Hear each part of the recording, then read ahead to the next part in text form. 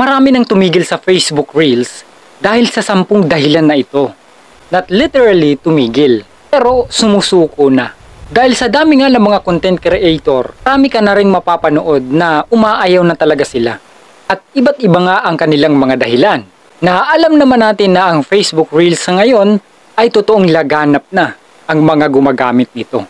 Dahil isa na nga rin ito sa pinagkakakitaan ng maraming mga creator. Kaya hindi na tayo dapat magpatumpik-tumpik pa. Tara, simulan na natin yan.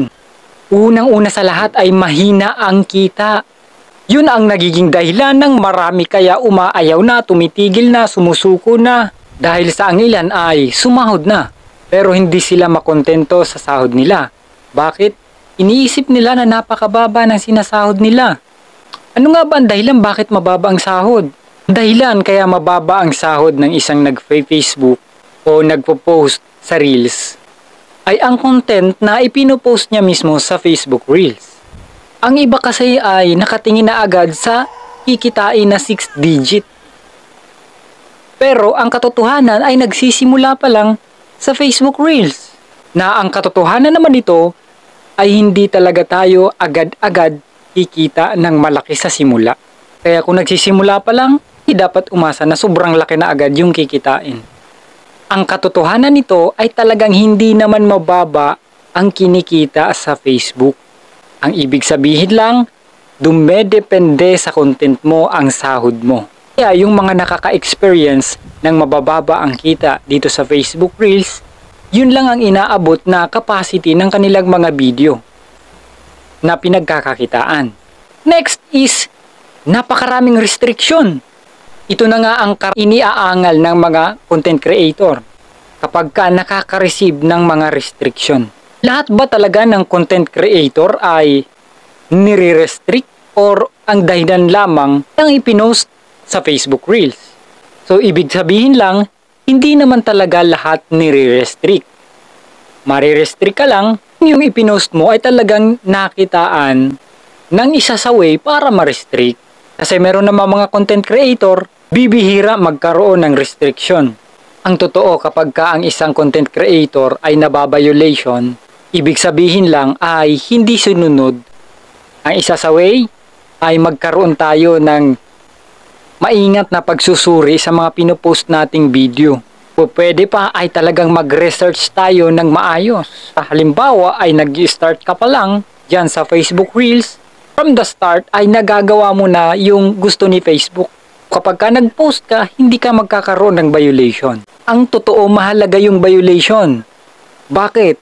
Kasi ang violation, yun yung nagkukontrol sa mga tao dito sa Facebook Reels, sa mga nagko-content tungkol sa ipinopost. Bakit sinabi kong mahalaga ito?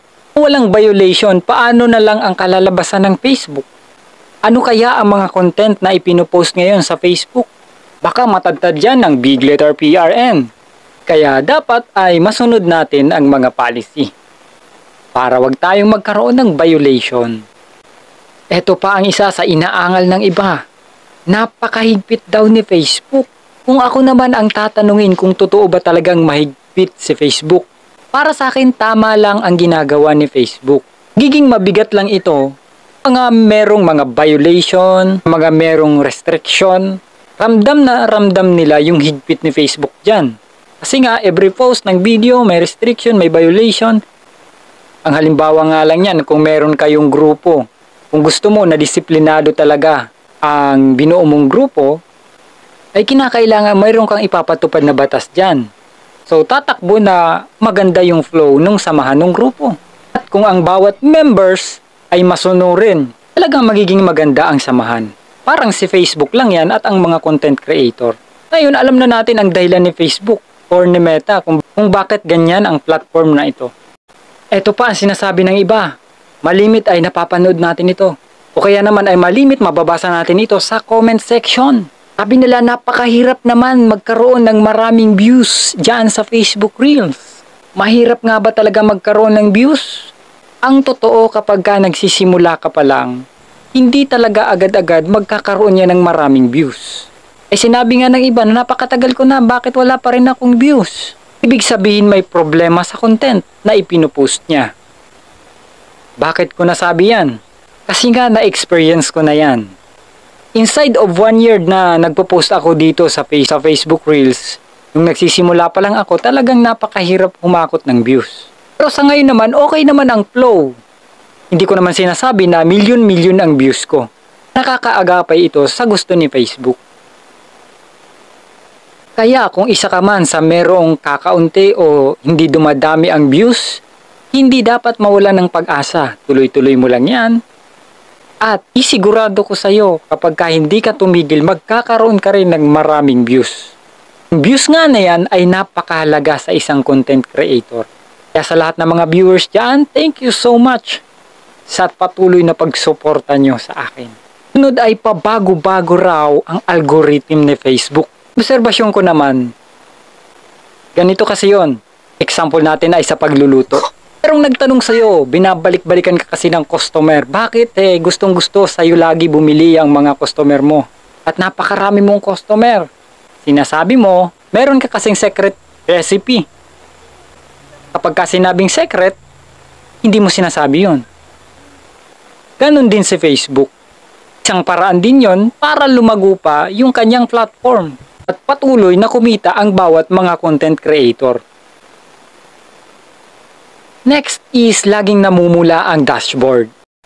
Ito na nga yung mga problema talaga ng maraming content creator. Kung bakit ganito ang kanilang dashboard. Malimit na banggitin, bakit namumula lagi ang dashboard ko?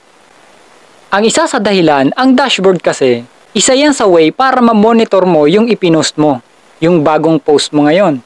Na kung yung bagong post mo ba ngayon ay nakakaagapay ba sa ipinost mo nung nakaraan. So kapag yung post mo ngayon ay medyo mababa ang views, mababa ang engagement, ang mangyayari, yung monitor mo o yung dashboard mo, makikita mo yung reaction. Ano yung reaction na yun?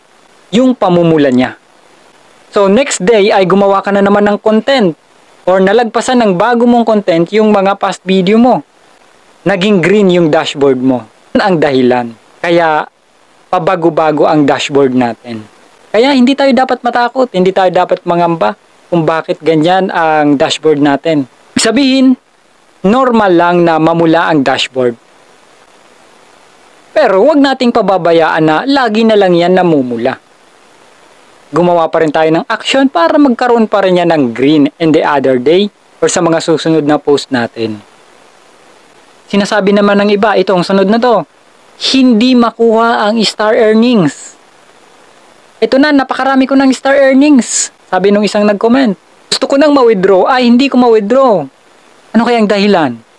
Alam natin na ang isa sa dahilan kung bakit ganun yon, ibig sabihin dapat inside of 6 months ay nakapag-fill up ka na ng payout settings. Sigurado ka na yung earnings mo dyan sa stars ay mapupunta talaga sa iyo at makukuha mo yan. Kaya kung yan ang isa sa dahilan mo kaya titigil ka or ayaw mo na, ibig sabihin may hindi ka lang nasunod. Ngayong alam mo na, magbabago ang pananaw mo. Kaya sa mga marami na dyang stars earnings, napakaraming nagsisend sa inyo ng star, wag niyong sasayangin yan, mag-fill up na agad kayo sa payout setting nyo para wag ma-expired yung star nyo. Ito pa ang isa sa dahilan at sinasabi ng iba kung bakit ayaw na nila. Yan na niya sa Facebook Reels, sa Facebook, napakalaki ng tax na binabawas. So ito, bigyan ko kayo ng konting idea tungkol dito sa tax na ibinawas sa akin dyan sa stars. Ayan. O kung makikita nyo, ay okay naman yung pagbawas nila ng tax. Natural talaga na merong tax na babawasin sa atin. Kahit nga kapag ka nag-grocery ka ay hindi nyo tinitingnan, siguro yung resibo ay may tax yan. So dito naman, nandito tayo kay Facebook or kay Meta, ay kailangan din talaga nating magbigay ng tax. Kasi nasa platform niya tayo. Nakasalalay sa'yo or ikaw na nagko-content creator ang kita mo sa Facebook Reels, ang performance mo sa Facebook. Ano ibig sabihin yan? Lahat ng mga binanggit natin sa unahan, iiwasan mo yan kung talagang sinusunod mo ang mga patakaran ni Facebook. Ano ang isa sa dapat nating malaman? Kung gusto mo ng maraming kita, ikaw pa rin ang gagawa. Kaya kung mababa ang kita mo sa Facebook Reels, hindi mo napansin, ikaw rin ang may gawa niyan. Kami nagtatanong, baka naman kasi napakalaki na ng kinikita mo dyan sa Facebook Reels, kaya nasasabi mo yan.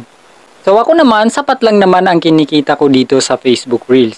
Hindi dapat na ma-discourage kayo sa mga nagpo-post ng video na negative patungkol dito sa Facebook Reels.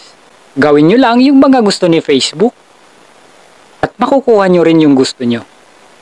Kumbaga sa sasakyan, ikaw ang nagmamaneho nito, ang sinasakyan mo ay si Facebook. Kaya ang gagawin natin, patatakbuhin natin ng maayos para makarating tayo sa gusto nating marating. So that's all. Thank you so much.